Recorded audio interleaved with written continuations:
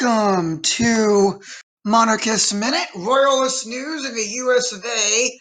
I'm Victor Smith. Our top, discussion point for tonight is the absolutely awful rebrand of the Washington Redskins that they had settled on this week. Introducing the Washington Commanders. Woo. Much excite. This is going to be a very one-sided episode, everyone, because Charles and I could give less than a single crap about sports. I mean, look, I'm all for bashing sports teams, regardless of whether or not I like the sport. Like, let's face it. If I was in the UK, I would attend football matches not because I like the sport, but just because I would want to participate at least in one football riot. Just to get the feel of it, you know? It would be a part. It's a part of the national ethos over there. As long as at least at some point this evening I get a chance to trash talk the Olympic Games, I'll be satisfied. Ooh, there's time enough for that. There is plenty of time enough for that, and in the DC text chat, I included a link to the NFL.com announcing the rebrand. And if you look at the logo, it looks like a hammer and sickle, pretty much. I put in podcast in chat. Excuse me.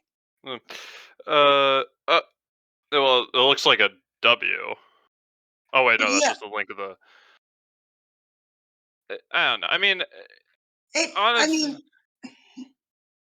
yes, it looks like the Washington Commies. That's what people have been calling them now. I can't find it.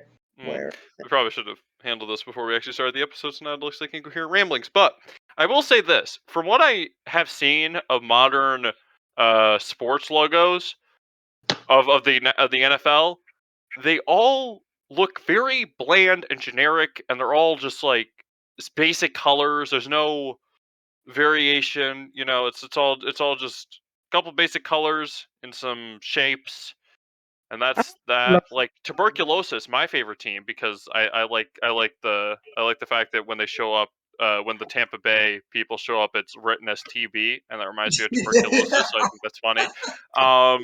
It's like, I mean, it's just a little pirate flag. It's like, yay, that's I don't know. I feel I'm just gonna hazard a guess and say that like the logos were a lot more in depth and cooler a couple decades ago.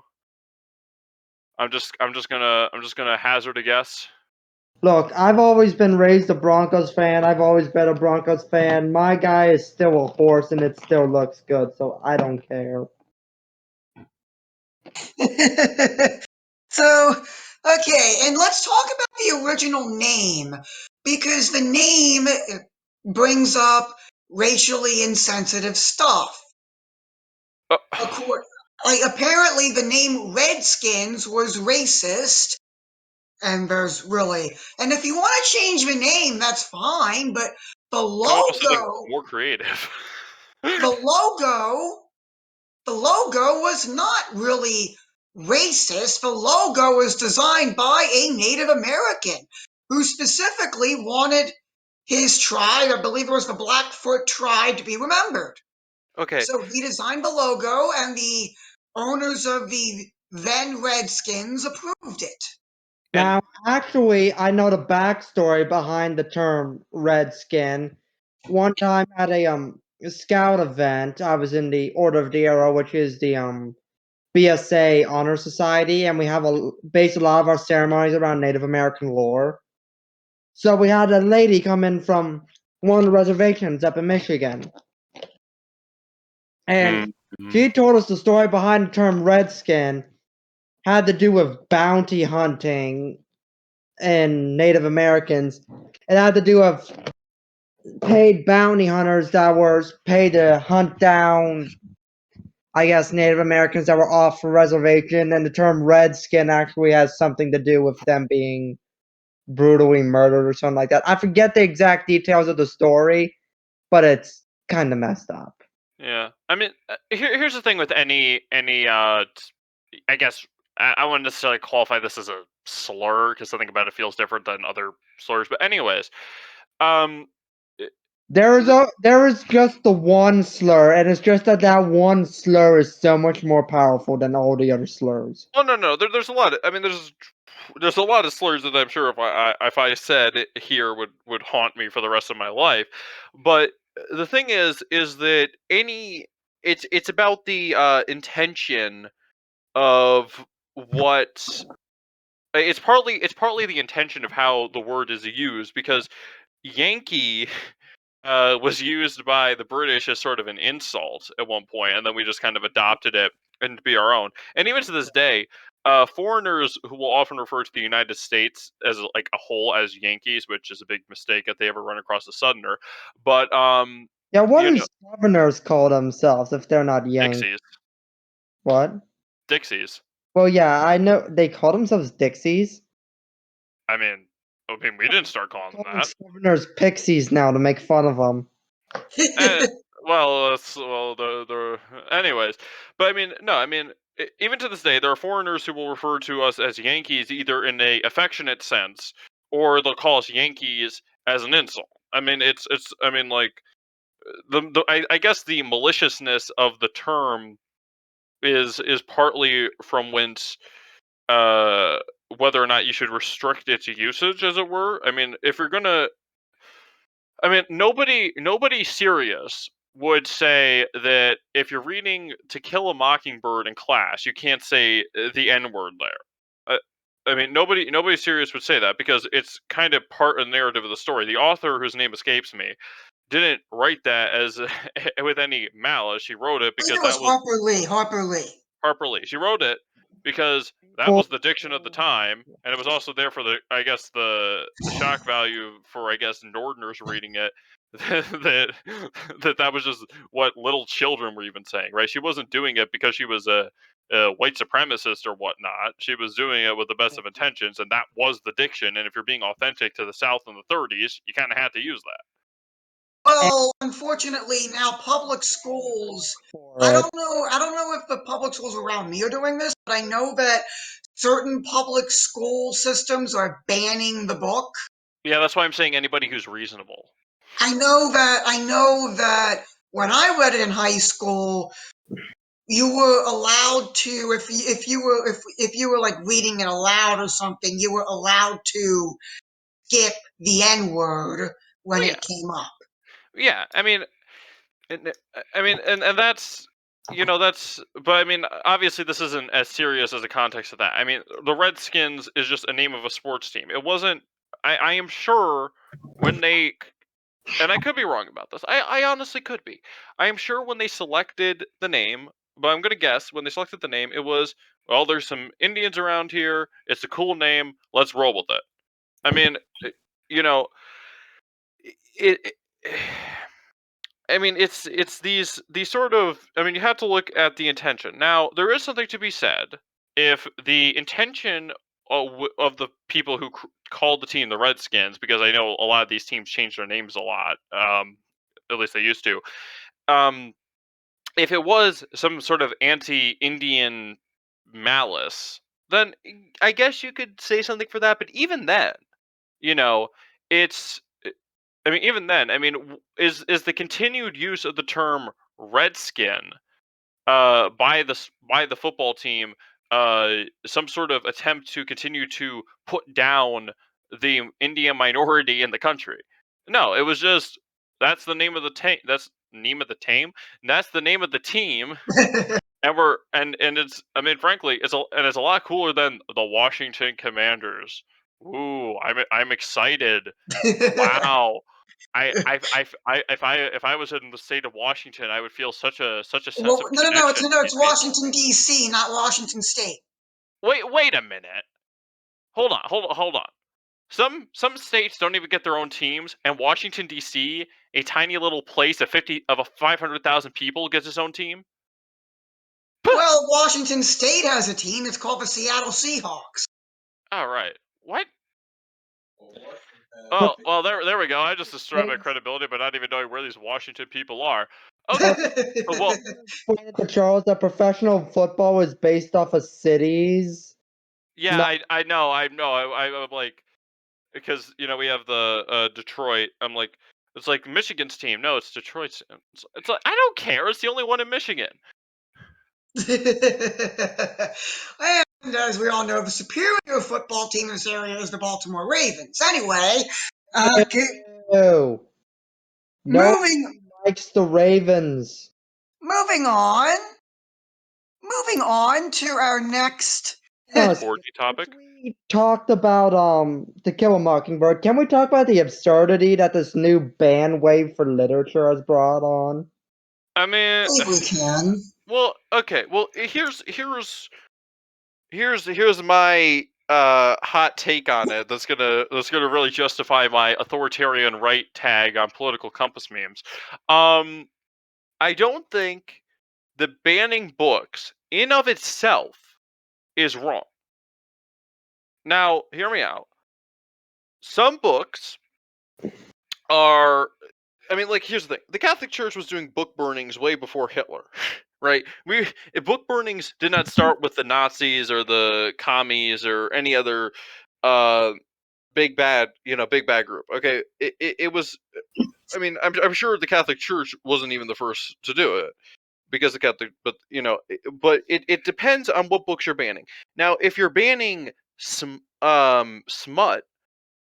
books from a school library, that makes sense. If you're banning books that teach a teach a Teach a what, lesson. well, no, I mean, if you're banning books that teach harmful lessons to children and harmful messages to children, especially, like, because you have to understand, children children are very intelligent and they can understand a lot of what's being put up to them. They don't necessarily have the greatest capacity for determining what is objectively true or not. Now we all know that every once in a while there's this transsexual who's like, my son won't call me mom or whatever. It's like, no, you're a dad, or you'll never be or this one 4-year-old is like, you'll never be a real woman. And I'm like, oh, that's but but children but children oftentimes will take what is presented to them at face value, which is why it's important, if you are a parent. Well, look at the guy who's never been a parent giving advice to people. But it's important that you give them good stuff, to watch and to read and whatnot, right? Reading the Chronicles of Narnia with them, even if they don't necessarily fully grasp what's being taught to them, will give them sort of a moral understanding, right? You have the characters who are clearly virtuous and they do good actions, and their good actions bring peace and prosperity to Narnia and whatnot, and it's a really great time. And then you have the bad kings of Narnia after shoot Simon Edmund, no Peter, whatever, what I'm That's talking. not the point. Yeah, that's beside the point. And then you had the bad kings who were Tellermans, who turned out to be the descendant. Well, actually, I shouldn't spoil the book, but you know that you have them come up afterwards and they do all of this nasty stuff. And so, when you have the kings who are very self-interested, a lot of bad things happen. And then you have, the Prince Caspian, and he's a good guy. So it's important to show your kids good stuff that will teach them good lessons. Now, this is why I'm an advocate of teaching kids, or showing kids, Thomas the Tank Engine. Now, you're going to probably laugh at me, but I Thomas the Tank Engine. when I was a kid too. Don't worry. Well, yeah, I mean, anybody who dislikes Thomas the Tank Engine is an enemy of the National Counter-Revolution. But no, I mean, the first. Be a quote for future reference. It is official MOA stance. Anyone that Put it in the Stop. platform. is an enemy of the counter revolution. Put it in the platform, guys. No, I mean, no. But I Okay, mean, okay. Let's get back to yeah. the I mean, I'm getting back to actual. the topic. No. So the values that it taught you. So there's Henry. I can't remember the name of it, but the book starts out, and I think the episode too. Once an engine attached to a train was afraid of a few drops of rain, and Henry, who's the main freight engine or whatever, he was sort of vain, right? And he was afraid that the rain would spoil his lovely green paint, right? So the Fat Controller, which is what the British call him, Sir Topham Hatt, he's like, come out or whatnot, and he doesn't. So he's punished by being kept in the tunnel, and of course, because he's in the tunnel, all the dust and stuff gathers, and his paint's ruined anyways, right? That teaches you a lesson, right? That teaches kids a lesson about how you should be obedient to your authority figures. In this case, for 5-year-olds, probably your parents, and I guess maybe you reap what you sow. And the episode ends this way, and I'm not sure about the book, but the episode ends with, I think he deserved his punishment, don't you? Right? And of course he did, because I mean, how you're an engine. I mean, you're going to get dirty. That's life. When you're working, you're going to get dirty. That's just the way it is. So that taught kids a very simple lesson. In like 5 minutes, they were taught the lesson of you're going to get dirty, so don't fret about it, and also obey authority figures and whatnot. So it's important to teach kids.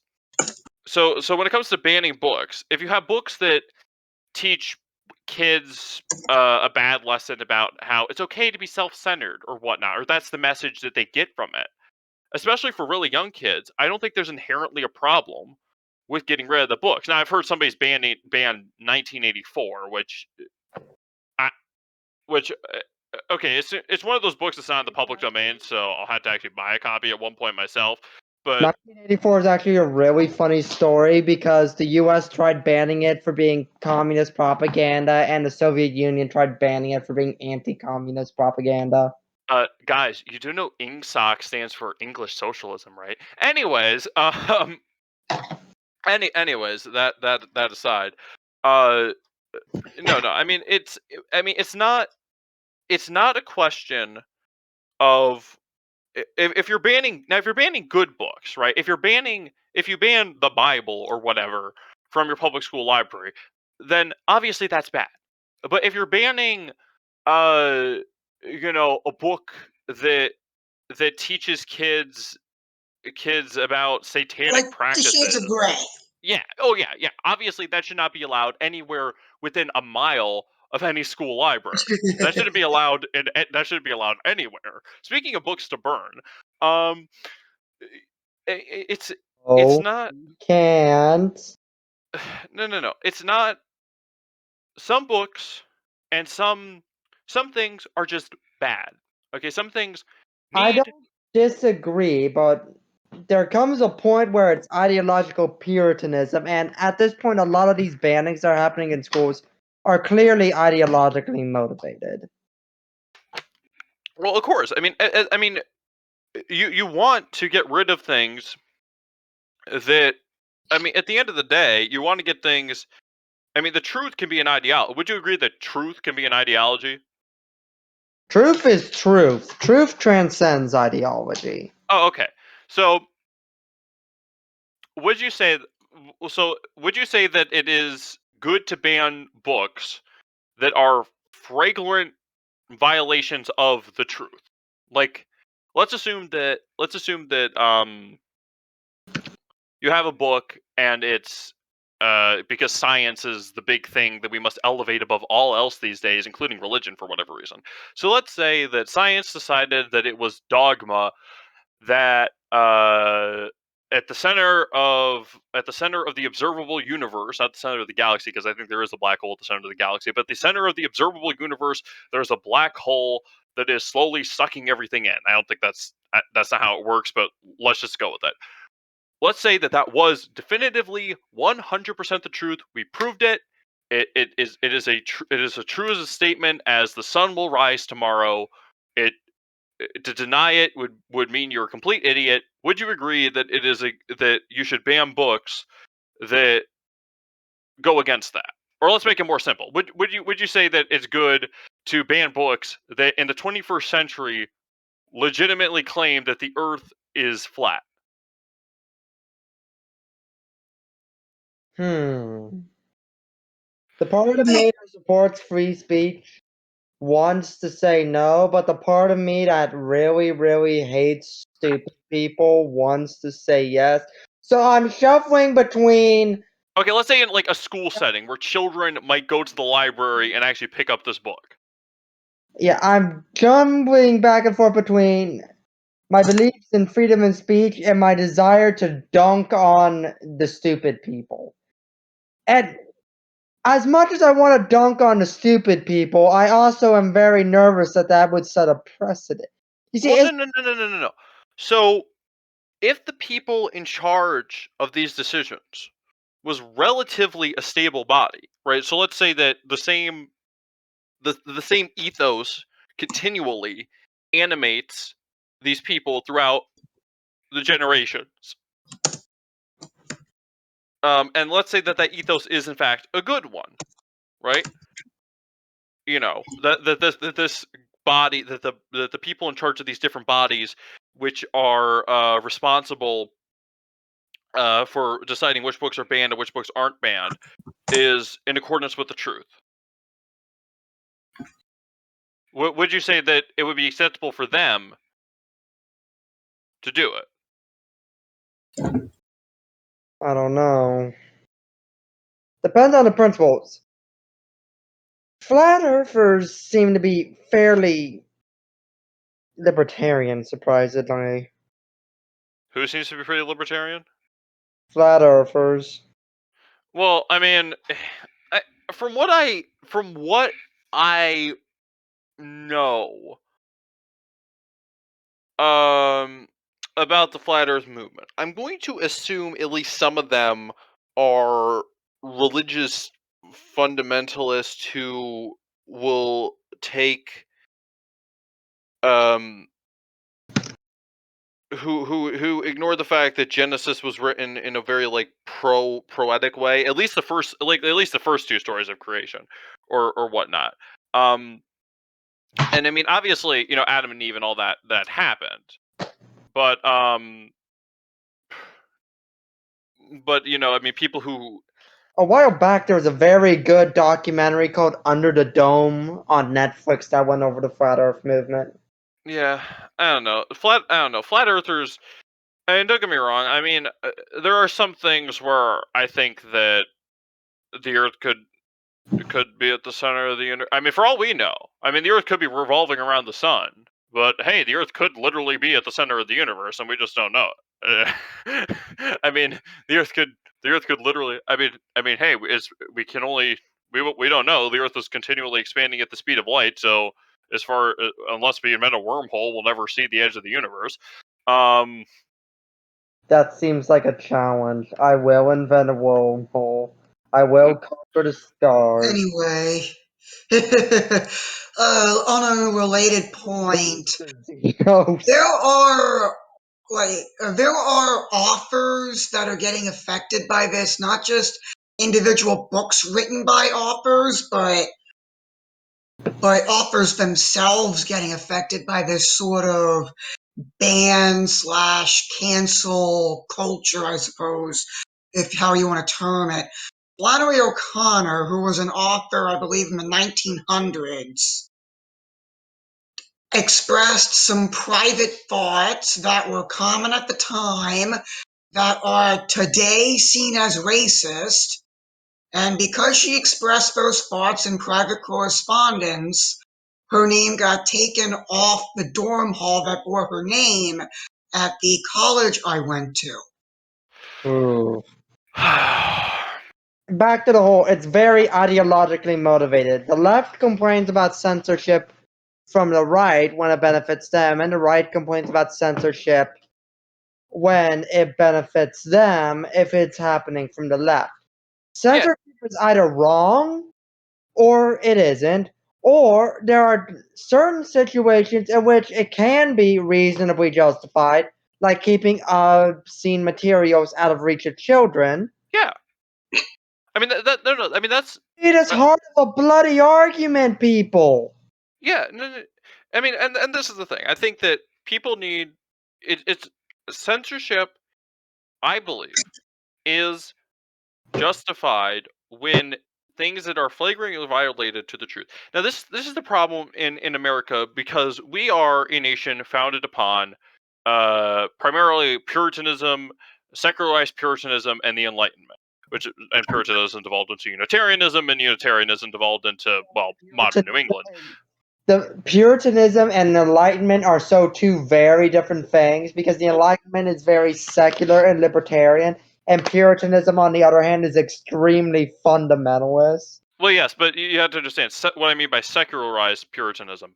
What happened is that the sort of worldview, even though the Puritans lost everything about their theology, they still maintained their worldview of everyone must think exactly like us, but also I don't know. Once again, we're gonna bring this up later, but read Puritan's Empire by Charles Colomb for a better explanation of it. But essentially, our ethos is the Enlightenment and secularized Calvinism.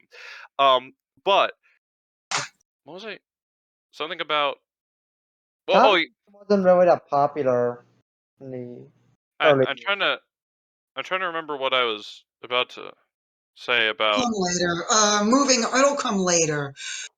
Moving on, we will now discuss Donald Trump's consigliere, Rudy Giuliani, who,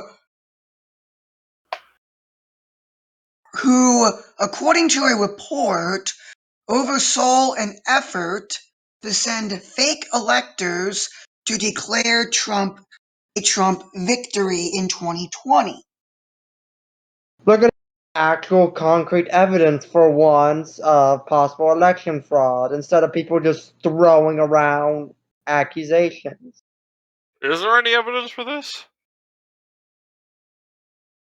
I mean, they said they had, like, documentation of it, right? Did they say they have documentation of Russiagate?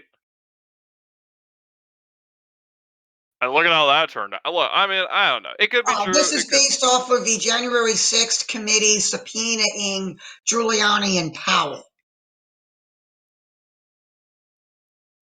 I mean, honestly, if it is true, then okay. If it isn't, then okay. I mean, honestly, It doesn't really matter. no. I mean, presidents.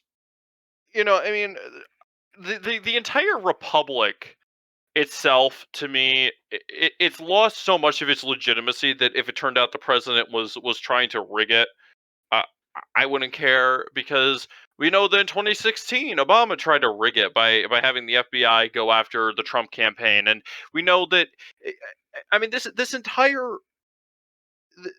I mean, the notion that presidents are somehow supposed to be these. Well, they're supposed to be. The notion that the president is supposed to completely keep off his hands in the election. I mean, that hasn't been true in forever. I mean, presidents, of course, are going to try to see that they're reelected or their party cronies are reelected are brought into power. Uh, I mean, if Trump did it, yeah, that's kind of terrible, because it lends some justification to the Republicans are trying to destroy our democracy line. But uh, I mean, but especially because with Trump, President Trump, it's over. Okay, he's probably most likely going to run again in 2024. At least that's what the massive number of emails I get, because I signed up for his email list back when I was still a lowercase r Republican. At least that's what all those massive emails he keeps Is it a spamming with. capital R Republican? Well, both, I As in guess. the But party? yeah, well, I guess both, but I was never really a full Republican, and of that I thought that they were too left, socially speaking. Um, Can we not have 2022 Republican Boogaloo, please? I don't want to see Trump and Biden go at it again. That was the saddest thing ever. and, well, I don't think Biden says he's gonna. I don't think Biden would actually run again in 2024 if he. He said he wants to. He said Yeah, he. but then the man doesn't know what he wants half the time. When he was first brought up, he said he was an interim president, leading many to believe that he wouldn't even make it through his first term, and he would step down in favor of Kamala. And then a lot of people thought that he would just go through his first term and then not bother to go for a second. And now apparently he wants to run again. We don't know what the guy wants. Like, we didn't know what President Trump wanted half the time. I mean, And that's why neither of these people should be running for president in 2024. I was a simple man. I wanted Yang. Where is Yang? Give me back Yang. You want Yang Bucks? Actually competent, which makes him better than anyone else that was in the running in 2020. You want those government printed Yang Bucks? Speaking of Giuliani, Rudy Giuliani was just revealed to be one of the singers on the Fox TV show The Masked Singer. When he was revealed, the judges walked out in protest. Uh,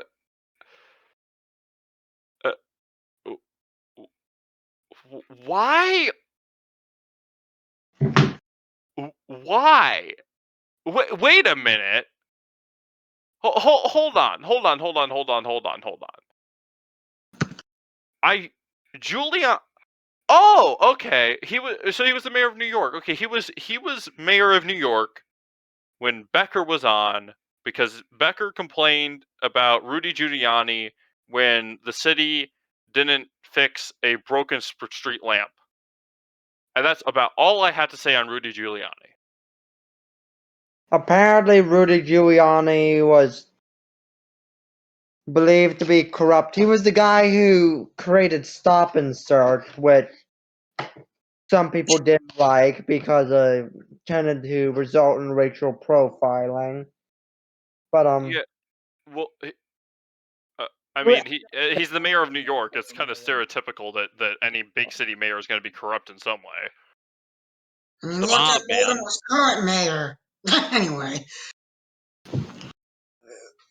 So, I just find it strange. And by the way, the format of the show is that nobody knows who is under that mask until either they're eliminated or they win the competition. Did So he win the apparently, competition? Giuliani was eliminated. Aw.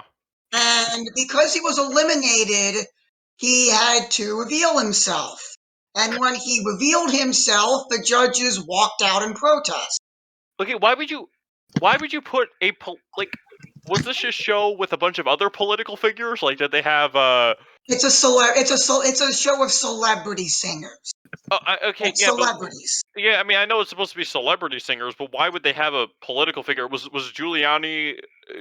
Was Giuliani the a singer in the Society for the Preservation and Encouragement of Barbershop Quartet Singing in America, SPUDSPA, it's or like a whatever? karaoke thing. They don't have to actually be good at singing. Uh, hold on. Actually, I need to make sure I got that name right, because I think it's funny that their name is so long. As continue free to feel talking while I search up this barbershop singing society. Oh yeah, Society for the Preservation and Encouragement of Barbershop Singing in America. Yeah, well, you don't actually have to be a professional singer to get put on that show. The former Alaskan governor was there, of course. Wait, Alaska? I know we have Agathis, but I think Alaska is just a conspiracy of like 10 guys who are pretending to be an entire state. Actually populated by an army of snowmen kept at bay by global warming itself. See, global warming has its positives. Moving on to the idiot from another topic about the idiocy of American, well, cultural zeitgeist. Charles, did you want to talk about the UK and US efforts about Greece? Okay, so here's the thing, right? So America, as I was saying before, our ethos has always been liberalism and always been spreading our glorious ideology across the globe, and how clearly we're the shining city on the hill, and how the world would be such a better place if everybody followed our job or whatever, right? So this has led many people to believe that in the 46 referendum on the monarchy in Italy, we rigged it so that the king, who even still only lost by a slight vote, would be replaced by the republic, that nightmare corrupt republic that the Italians have now. So there's point one for America's ideology being spread across the globe. But immediately after World War II, the King of Greece, who was in exile at the time, was almost barred, and we and the British, even for whatever reason, did everything in our power to try and prevent the king from returning, even going so far as to hosting another referendum, which the which the king won because the Greek people had a brain at the time, and it just goes to show. And the king of Greece was our ally, right? The Greeks were our noble ally fighting against the not fighting against Nazi occupation, and some of the Greeks had almost the and I mean, well, obviously everywhere in Eastern Europe had the worst of it, but but the Greeks had some of the worst of it because of the Nazis' economic policy. They didn't have a lot of grain and whatnot, so everything that they could get had to be shipped back to the Reich to prevent the population from starving. So there was one island in Greece, I can't remember which one, but the guy in charge was like, "Send us wheat or send us coffins," because everybody was starving. Um, so the Greeks fought for us, or fought alongside us. The Greeks were the Greeks were our allies, and then we're like, you know what? They would totally be so much better as a republic. Now, we're all for self-determination and whatnot, but only if they self-determine that they want to be a republic. If not, we're just going to do everything in our power to force them to be a republic. And when the Greeks did become a republic, we all saw how that worked out with their massive debt crisis, because Or Italy not being able to form a government. yeah, actually, Year 5 of not having a functional parliament. actually, the Italians have had more governments than Christmases since 1946. they've so statistically they've had more government, like think about it. We're used to, like, I guess a new government maybe every mid. I mean, if you wanted to look at it midterms, if the if a new party sweeps into power in the midterm, so that's a new government 1 or 2 years. No, every like 2 to 4 years, depending on how you want to define what the government is in that sense. Whereas they literally have more than one, on average, more than one government a year. That's just A+ political organization right there. I'm so glad that the Italians chose to become a glorious republic, and that all their problems were solved, and all of this, and all of their strife that they experienced for the past few millennia of being under these different kingdoms and duchies, all went away when they became a republic. And oh, look at that, the communists just got elected again. Ugh. Actually, my religion teacher and my AP Euro teacher, was it both? He was talking about how when he was in Italy, when he first got to Italy, there was a bunch of because he was in the seminary, and there was a whole bunch of communist posters up everywhere. And he asked, like, one of the locals, should I be worried about this, because I'm an American and they probably aren't a big fan of people like me. And the guy said, no, they're going to get voted out of power in the next few months. And sure enough. uh, Italy's republic is a joke, and we helped create it. Mm-hmm. Although not unified to Italy was a mistake, anyways. not to interrupt here, but we have some breaking news. Oh, bother. The GoFundMe has frozen the funds for the Canadian trucker convoy. Of course they did. And they are going to give the money to, quote, approved charities if the people don't fill out a form to request a refund. Okay. That is absolutely despicable. Okay, if you give money to a specific cause, and the people who are in charge of giving that money to that cause decide, you know what, we're not going to fund that cause anymore, they should give that money back to you, unless you previously said that if for whatever reason I can't donate to this cause, I'm going to donate to this cause. Okay, it should not be we're going to give this money to somebody else unless you fill out this consent form. Okay, that money should just be automatically given back to you. I'm sorry. That is just completely ridiculous. Okay. And I'm putting this on blast for the world to see. This is going on everything. This is going on Twitter. Make sure to put this on Gap. The world is going to know about this right now. What? My opinion on the matter? Because I ain't got a link to post on the. Oh no, I'm talking about this article. I'm getting this sent out now. Yeah, no, I mean, send a link to me when you're done. But no, I It's mean, already in announcements. no. Look, I am not too much. Now listen. Okay, have I been following the trucker thing too closely? No. All I know is that there are a couple neo Nazis there who might be plants or whatever. I don't know, and they're. But their main thing is that they want to they want to end the lockdowns in Canada, and I am all for it. Okay, and also look, Trudeau. I'm not. I'm obviously not his biggest fan. Honestly. So anything that is going to lead to his government falling apart and him being forced into retirement, obviously I don't want anything bad to happen to him, and I don't want it to end up on the street or anything as a beggar. Um, but anything that's going to force an end to his government, and hopefully a government with any sense comes to power in Canada. Although the Conservatives, this past election in Canada ran on a more pro-choice position for some stupid reason. Um, anything to end Trudeau's. He's Labor, right? Or the I yeah, believe he is. It wouldn't surprise me. yeah. I don't know y- the main thing of political parties across the Anglosphere except us. You have the Conservatives who are just liberals.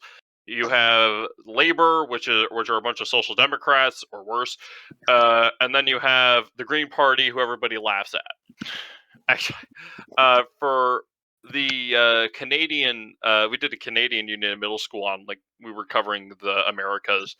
So that Central America song drilled into my head, but we were covering. So we got to see a bunch of Rick Mercer comedy seats, and he was at a GM plant in Canada or whatever, and of course they were letting him do things. So he put two car seats. He drilled two car seats into the frame of a car, and he said, I have more seats than the Green Party." I mean, I don't know, the Green Party anywhere in this in the Anglosphere is just a joke. I can't believe it. The problem with the Green Party is that they're basically a one issue party. Everything has to relate to environmentalism in some way. I thought they wanted free green eggs and ham. I thought that was their part of their social program. Well, here, like, let's take the Green Party in the US, for example. If it doesn't have to do with environmentalism, it's basically the same thing as the Democrats. So nobody's going to vote for the Green Party, they're just going to vote for the Democrat. Yeah, I mean, and that's probably why I'm going to assume that the Green Party ends up endorsing whoever the Democrats select anyways, because smaller parties will just endorse one of the two bigger parties at some point. Once they do the waste the couple $100,000 on on their campaigns, and because and this is another criticism too of these parties. At least I know this is with the Libertarians. I'm going to assume this is the same thing with the Greens and all the other little parties in this country.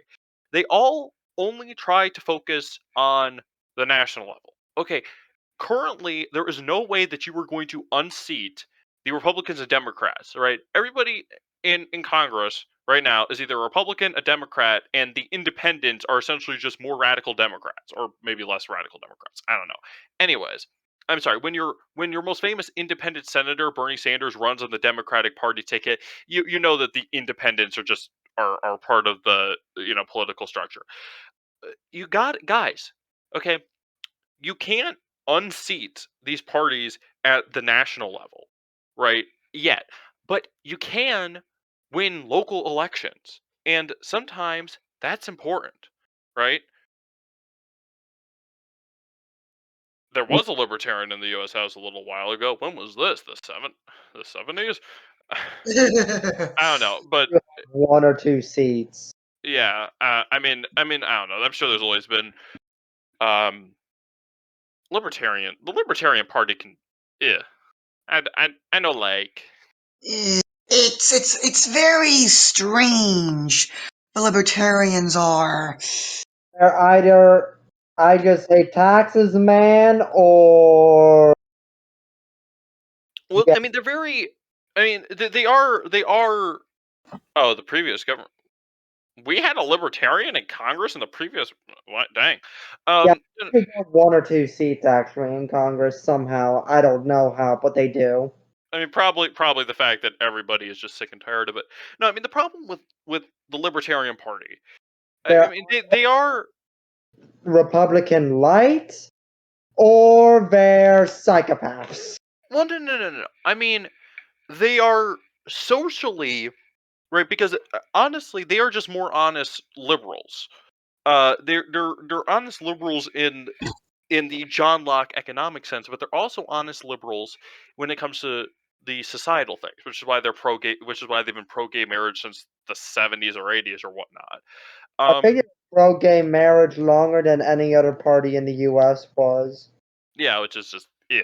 Anyways, they right, they're just more honest liberals. The Republican Party are just liberals who want who want to draw an arbitrary line in the sand when it comes to social issues. Okay, even we accepted gay marriage, but we're totally not going to accept, in 20 years. We accepted gay marriage, but we're not going to accept polygamy. Okay, you've already lost the battle by accepting one form of illegitimate marriage. You're gonna eventually result in any form of illegitimate The marriage. amount of Mormons that vote Republican, they probably already have accepted polygamy. We don't bring up Mormons. Why not bring up the Mormons? Anybody who doesn't drink coffee is an enemy of the. I'm joking. I don't drink coffee, but I make coffee in the morning, but I don't drink it. Like coffee. Coffee is All right. Now let's get to the final bashing topic. William Stout, you specifically requested some time to do this, so the floor is yours. time to batch the CCP's precious Olympic Games. Brought to you by Uyghur concentration camps, child labor, slavery, and the entire world's desire to ignore it because actually doing something about it is bad for business. Right Also now, brought to you by Cheap Goods. They're mostly garbage, but hey, right now, as in at the time of this Slave recording, labor. You will live in a pod and you will be happy. right now, at the time of this recording, NBC are broadcasting the opening ceremonies of the 2022 Winter Olympic Games. Earlier, I As in, posted something on Twitter. A Dutch reporter got basically dragged away by a Chinese cop. It's unsure why the Chinese cop dragged him away, but he interrupted the shooting in order to drag him away. Some people say, according to what the Chinese guy was saying, he was standing in the way of traffic and he was trying to get him to move, but honestly, I don't necessarily agree with that. and as an organization, like a diplomatic boycott of these Olympics just isn't really good enough. yeah, Like we're doing things like a diplomatic boycott. Where are the men who in 1980 refused to send our athletic boys to Moscow for the Summer Olympics and instead put on another games over here for the Western nations? Where are they? Well, we don't. Well, we didn't trade so heavily with the Soviets. I mean, our trade relationship at that point was essentially just Pepsi. We don't. I mean, you see, this is another thing that we Americans love to do. Assuming we will overlook any evil, so long as we make money off of it. It's I mean, the American way. no, Our yeah, country is found on overlooking inconvenient evil for the sake of lining our pockets. That's the only reason slavery lasted as long as it did. yeah, no, And I that's the mean, only reason why there's instability in Central America all the time. yeah, we Hello? can't have well, I mean that was Banana more of our Republic? ideological push to spread liberalism in the 1800s. We can't have a Catholic conservative government. They might prove that they're better than us. And we're good little Americans. We're good.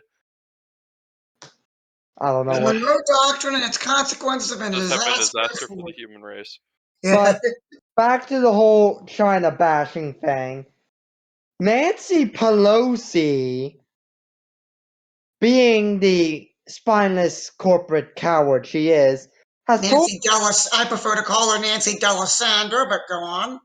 I don't know what a Delisandra is. Her maiden name. Oh. Wait, then who's Pelosi? Pelosi is her husband. That's her husband's last name. Right, but Well, they're still married, right? So we can Yes. just call her Pelosi because Yeah. nobody cares about her husband. I What is it? What is he? A stock? He's in stocks, right? don't know, but I do know that her father was mayor of Baltimore. And so was her brother. wait, so what's your reason you call her Delisandra? Because that's her maiden name. Well, we don't go by And the maiden. Delisandros are a very, very, very connected Democrat political family in Baltimore. Oh, Oh, so it's not some weird thing. It's just the fact that it's a you just local called them. thing. Got it. That makes more sense. Okay, where was I? But yeah, Pelosi said that the U.S. Olympians aren't allowed to upset the CCP. You, as a citizen of the state of Ohio, we have the legacy of the 1932 Olympics. We have.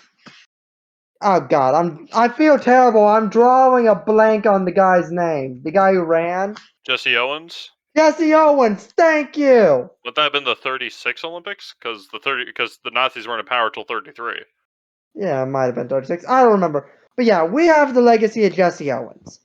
He was a proud student at Ohio State University. We have a statue of him by our track and field. And what Jesse Owens did to basically spit in Hitler's face is legendary and will always be legendary. Yeah, I mean, this is the thing. It's an Okay, American prerogative that we use the Olympics to show the world just how much better we are than the rest of them when it comes to freedom. well, no, I mean the Olympics. Okay, in principle, the Olympics should be a time and place where all nations can come aside, we can set aside our differences and watch as we thrash each other in sports and we get a little bit of nationalistic pride and all that, right? But in practice, when you're dealing with absolute evil, like the Chinese with their religious persecution of Catholics and other Christians and the Muslims and the Tibetans and Anyone all that these, dares to actually believe in a god. yeah, we're Forget dealing with that the Dalai Lama still lives in exile because the Chinese will kill him if he goes back to Tibet. yes, the Chinese liberated Tibet in the 1950s. I cannot believe people. Liberated. I cannot believe people actually believe that line. Oh yes, they were perfect. That Yes, is that's why enough. we had to fight to liberate Tibet because you see, it was totally liberation, and they wanted us there, guys. That's why we had to shoot our way in. Anyways, Anyway, no. I mean, like we- during the 70s, they even protested racism and issues of civil rights during the Olympics. So yeah, I why mean, is it suddenly not okay to protest the CCP, which is actively engaging in genocide on their own turf, to spit in Xi Jinping's eye. Because money, interest, The money. money. In Look, a related, sort of quasi-related thing, the United States women's soccer team, I want to get this right. I believe this was at the Women's World Cup in 2019. I don't recall when exactly they did this, but I remember in one international soccer game that the women's team played in, they it had to have been after George Floyd because of what they did. They knelt. The women's national soccer team in international competition knelt during our national anthem as a show of solidarity with people that were protesting the George Floyd stuff. boo. No, I mean, well, this is the thing. Okay, if we were, if let's say America today was good and decent, and it was it was a state with morals and whatnot, and we had a European country or some other country that was like America now, right, with all of our faults, then I would say that in that ideal world, and well, not ideal world, but in that world in which we live, where America's good and decent, we should boycott that country that's like us. Um, I mean, look, America is not perfect by any means. Okay, we commit infanticide on a scale, but the Chinese do it too, and it's we commit um we commit all sorts of horrible acts, and we have on the world stage, and we meddle with other countries' affairs, and the Chinese do that too. It's just that the Chinese are still worse.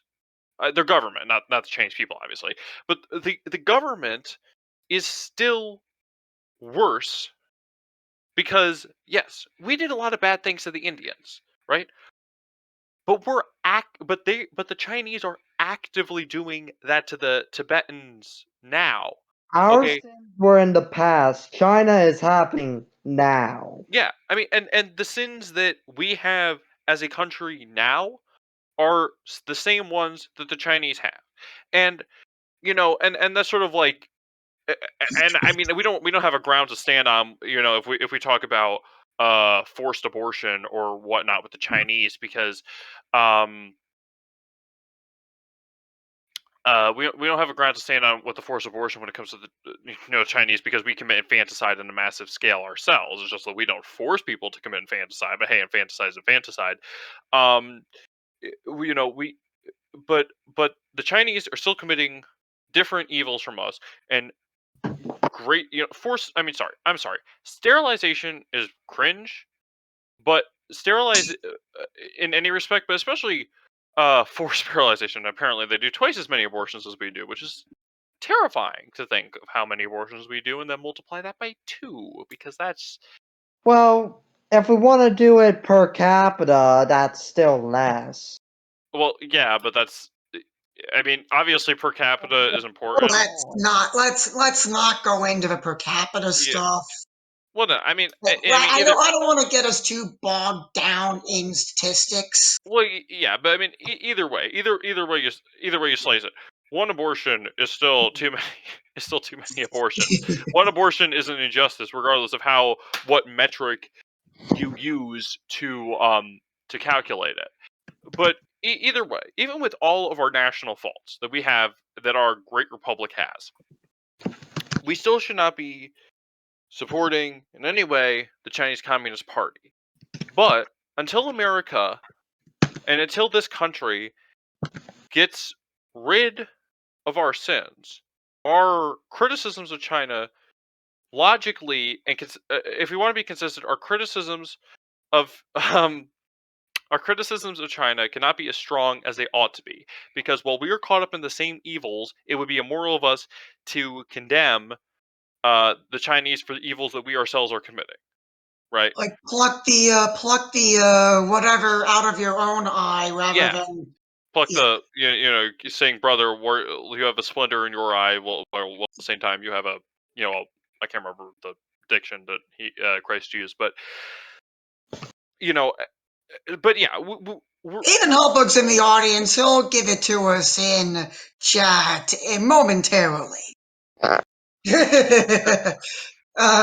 Anyway. no, I just, I cannot. I cannot, but either way, we should not be supporting the Chinese Communist Party. And honestly, we should not be, I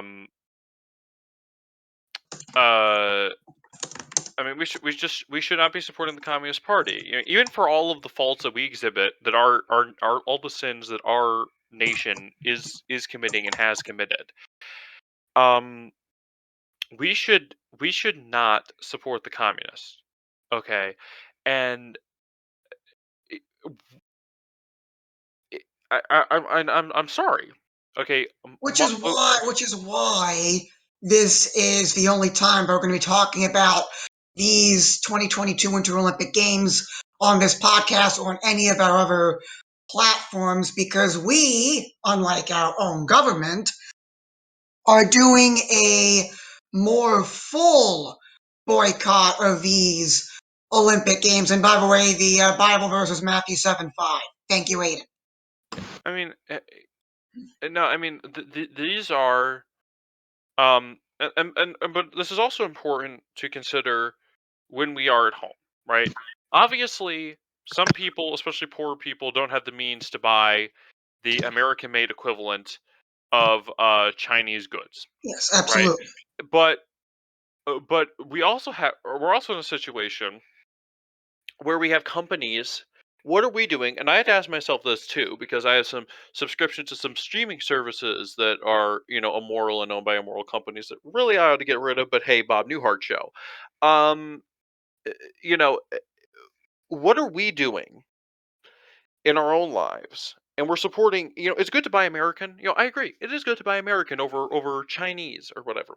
But I would rather buy from a let's say a German company, where that German company is run by people who uphold the truth about society, who are run by Catholics, and who uh don't do Pride Month and all this other nonsense, than I God, would an American company who does Pride Month and pays for the sex reassignment surgery and willingly provides condoms as part of their insurance plan and doesn't try to protest it.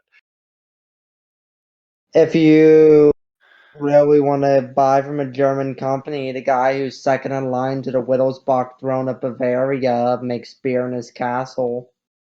Which Deutschland, one, Max? Deutschland. What? Prince What's his Max? name? Probably Prince Max. I And mean, he's second in line. I forget his name, but he makes it in the ancestral castle. It's a real brand. I tried to buy it, but they don't ship to the U.S. I Anyway, think it would be but Prince Max. can claim to be the king of beer all at once because there is an actual king of beer, and Yeah. he's in Munich. Oh, speaking of beer and pushing and talking about Catholicism, because those topic because pints, therefore pints with Aquinas, but no, Trappist beer, unlike most beers, actually gets better with the age. Now, I'm not a big sciencey man, so I can't tell you how, but I will say, as somebody who hasn't had beer really, I will say that is pretty cool, and that is just another reason that monks are cool, because yeah. Anyways, what was it? Well, back to my soapbox. Um, no, and it is hard, and honestly, there are times where I am still guilty of this, where it's especially when it's things that I don't really need. Like, I love my British model locomotives, but they're not made in Britain, are they? They're made in China. And I don't. It's not like I need that thing to survive. So inadvertently, some of the money that I spend on them will be going to companies that Hornby specifically, I think, has a gay pride whatever. And then so that's some of my money going to that, which is evil. And it's and then there's some of my money going to the China, to China. I mean, I have no problem with that money. Well, there's the difference between a proximate cooperation and remote cooperation of evil, and that's a Catholic theological topic, which I don't think we should really be getting into at this point. Well, yeah, and I mean, I have heard it said that it is morally permissible to have a Netflix account, although that was before the whole cuties. Oh gosh, if anybody has a Netflix account after that, I don't know what's wrong with it. Anyways, I mean, but uh, if America supposedly, I don't know what percent is actually practicing, but America is supposedly like 22% Catholic. If 22% of the American population stopped subscribing, canceled, their Netflix population, or canceled their Hulu subscription, or stopped buying certain luxury goods, because the companies were being immoral, that would that could happen a lot. And unfortunately, we live in a world where it is impossible almost in our daily lives to always find the most moral company uh to support, and sometimes that company is just really expensive, right? Because I mean, what's cheaper, an art van for, I don't know if art vans woke, but so we'll not use them, but a massive um a massive furniture company that churns the stuff out and also happens to be woke, or buying from a small local Catholic guy who builds these things in his own little shop and builds beautiful sets of furniture. Obviously, Well, it's less likely to be a Catholic guy, but an Amish guy. But I digress. actually, the funniest thing was my mom really wanted a roll top desk. She has one now, but so I look up roll top desk or whatever, and there was this Amish website, and I'm like, wait a minute, something not quite right with this picture. Amish The would Amish not. are allowed to have computers as long as they use them for business purposes only. Well, thanks for ruining my preconceived notions that made that funny, Victor. Now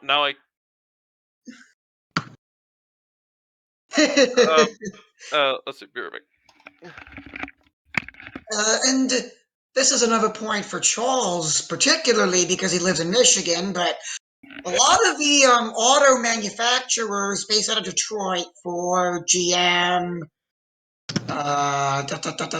Dodge, I believe they all make their cars in Mexico. Oh yeah, a lot. I mean, there are a lot of And USA that made is cars. shameful.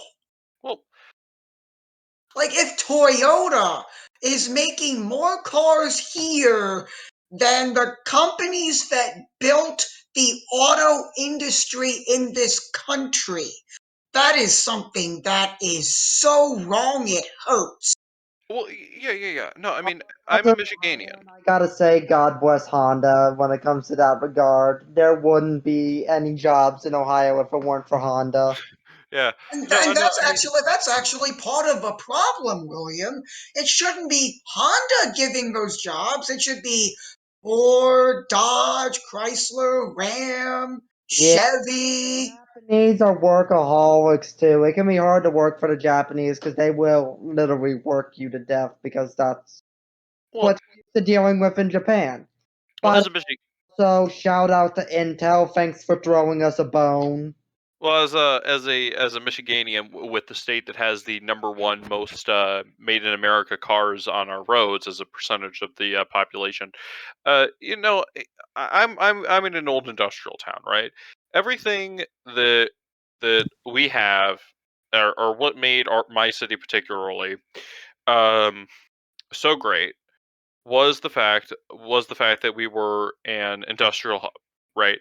And it- in our particular case, the unions got a little greedy, and that's partly why GM pulled out and went to Mexico or down south or wherever they went. Um, but the consequences of that have been disastrous. I mean, we don't, a city like like like mine and like so many in the Midwest, we're reliant on industry. If we don't have, I mean, industry, I mean, in some way, everybody's job was probably connected to GM, right? Even if you didn't work for GM as a line, somebody on the assembly line or a foreman, or you were a woman and you were a secretary, even if your job wasn't directly related to GM, there was a big chance that if you were a restaurant owner, a large portion of your business came from people from GM coming into work after factory or before work to have a coffee or on their lunch break or whatnot. I mean, even today, I get this publication. We get this publication in the mail somewhat. Well, I've only seen one of it, but I don't know. I can't remember off the top of my head what it is. But even to this day, we still look at it. It still looks at the number of jobs as in Flint and what percentage of them is GM, because that's what that's what our identity was. you know g- general good old General Motors and whatnot. And before that, we produced carriages and whatnot. But cities like ours, we have to have an industrial base. Now, my city is on a river, but we can't be a fishing center. Like, we can't and we're not gonna be the next Silicon Valley. We're not gonna yes, the next Silicon Valley is a, a place in Michigan. Um, I mean, when GM pulled out, and I don't entirely blame GM for that, because at the end of the day, they do have to make enough money to keep their heads above water. But these companies, I feel, and I'm not saying that we should enforce any legislation or whatnot. And this is sort of my I guess my distributist Catholic local economic tendencies. I think the companies do at least some point have a responsibility to the communities in which they employ. So when GM, now if GM just pulled out because of the heck of it, that they were still, let's say that the unions weren't harassing them at all, and the unions were just being reasonable and whatnot, and actually ensuring that people didn't get fired for Well, at the end of the day, I don't even think that actually matters, well, no, no, no. because they were leaving anyway in order to go to Mexico and China because of the cheaper cost of labor. Well, yeah, yeah, and no, I mean, that's what I'm saying. Let's say that staying in Michigan and the Great Lakes would still have made GM a profit, right? Let's say that they were still making a profit, a tidy enough profit to keep their heads above water and pay off any debts that they had, and the unions weren't harassing them or anything like that. Let's say that that was the case, and then they decide, you know what? It's cheaper. It's cheaper down south. It's cheaper in Mexico. It's cheaper in China. We're just gonna eat, right? And we're not. I would say that that was very irresponsible, because when especially for companies like GM, who formed the backbone of our industrial economy in the city, everything um about, I mean, they sort of did have a responsibility to the community. Now, there was also part of it that until the Japanese really started to introduce their cars, our cars were garbage. I mean, I had my 11th grade science teacher who led a pretty interesting life. He would have worked when he got out of high school. He would have just gone down to, like everybody else. He would have just gone down to GM, and he would have worked in the factory. But that was at the time when our auto industry crashed in the 70s or whatnot. So he joined the army, and he had some stories about that.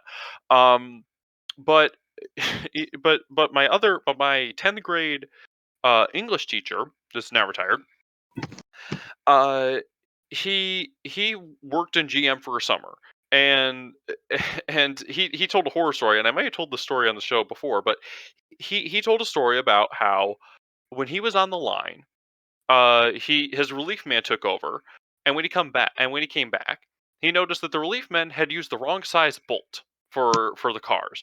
And so he goes to the foreman or the supervisor or whoever, and it's like, hey, the guy did this, should we stop the line? And the foreman or whatever walks up and down the line and looks at it and says, no, it's fine. and and when they had a meeting or whatever, they gathered all the workers together and they gave them T-shirts and whatnot. And they're like, you did really good, but you're this near the bottom of the list of plants in terms of most mistakes or whatnot. And somebody's like, next year we'll be number one in terms of our mistakes. And I mean, our cars were absolute trash before the Japanese came up and gave us some competition. I mean, if you had a car in the 70s, then at least that's what I've heard. Obviously, I haven't had much experience driving 70s vehicles. But still, regardless, GM has an obligation when you're that big. That was a tangent that served no point whatsoever. But when you are a big company like that, you have an obligation to the community you serve. It would be different if GM was rapidly losing money, and that if they didn't pull out, then they would become financially insolvent, right? Because it's better for those that city of the people in that area to lose their jobs rather than everybody across the entire company to lose their jobs, because at the end of the day it's not just a couple cities in Michigan. There's also offices everywhere, and there's also all the car dealerships you had to take care of, and there may be some factories somewhere else that are still making a money. You know but if GM was still profitable, and I don't know what they were, and they decided to pull out, then that's morally irresponsible. I mean, because everything in my town, because when they pulled out, the population just dropped. Everybody who could afford to leave left, and the people who are still here, we got nothing. I mean, w- I mean, I'm surprised that Will, I know, like, I don't think you live in a major town, or do you? I live your average post-industrial Midwestern hell. My town was probably much more. It was about maybe 40,000 people in my town. Yeah, I mean, I take it that when you go to a certain, you have your certain size of the city where everything's just dilapidated, and every third house is burned out, and every fifth house is just an empty lot now.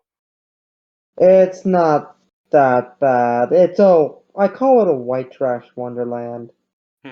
Well, I mean that's the thing. My grandma's house is like the only nice one on the block. I mean, it's a credit. I mean, credit where credit's due. The guy across the street, he's fixing up his house or whatnot. But that area in which my grandma resides, it's terrible. I mean, you have a bunch of burnt out houses, and the commission or whatever that's in charge of maintaining the city is or tearing down these burnt houses. I'm still convinced that the Boy Scouts of America have a secret arson badge, and everybody just comes to our town to earn that merit badge. It's Um, not a merit badge, but it is a side hobby. yeah, well, there we go. Former Boy Scout admits it. Anyways, Oh, that isn't actually true. Anything I say is not to be taken seriously. It's just we know. well, playing with a can of bug spray and matches. look. Okay, everybody. If you haven't had one boyish misadventure, then you never had a childhood, which means I never really had a childhood. But I've come to terms with that, kind of. So, and now I Oh, think it's time for, I suppose, my last word. And today's is going to be pretty special. Three three Baltimore City firemen on January 25th were responding to a fire in Baltimore City around in a really dilapidated area, and those three firemen tragically lost their lives.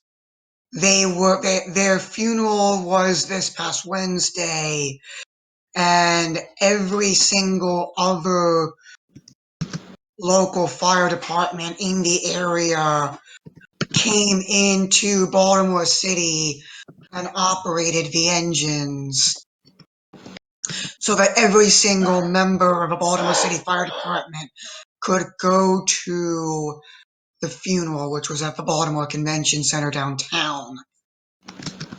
And the families, I believe, they set up, someone, I don't know if it was the families or the fire department itself, set up a GoFundMe to benefit those families. And it would be a great blessing if anyone gave whatever they could to this GoFundMe, because, I mean, the Baltimore's finest are hurting right now. They're really hurting right now. And they could use all the prayers and all the help they can get. And I ask all of you, part of changing the culture of this nation, we harp on this time and time again, is private charity when people really do need it. And this is unfortunately one of those situations where someone actually needs money to get through something that is incredibly difficult. So I ask that you please go to the GoFundMe. It should be in the description of the video. Link to it should be in the description. Please give what you can. It would really help them out a lot. And from the bottom of my heart, thank you in advance for your support of the people of Baltimore, as well as for the Baltimore City Fire Department. And now we will close in prayer. In the name of the Father, and of the Son, and of the Holy Spirit. Amen. Our Father, who art in heaven, hallowed be thy name. Thy kingdom come, thy will be done on earth as it is in heaven. Give us this day our daily bread, and forgive us our trespasses, as we forgive those who trespass against us. And lead us not into temptation, but deliver us from evil. Amen. In the name of the Father, and of the Son, and of the Holy Spirit. Amen. All right, that is a wrap, ladies and gentlemen. Our social medias are in the description of the video. If you want to listen to us live, as always, you can join us Fridays, 8 p.m. Eastern, on our Discord server. Link will be, of course, in the description. And thank you very much for tuning in this week. May God bless you, and may God bless the United States of America.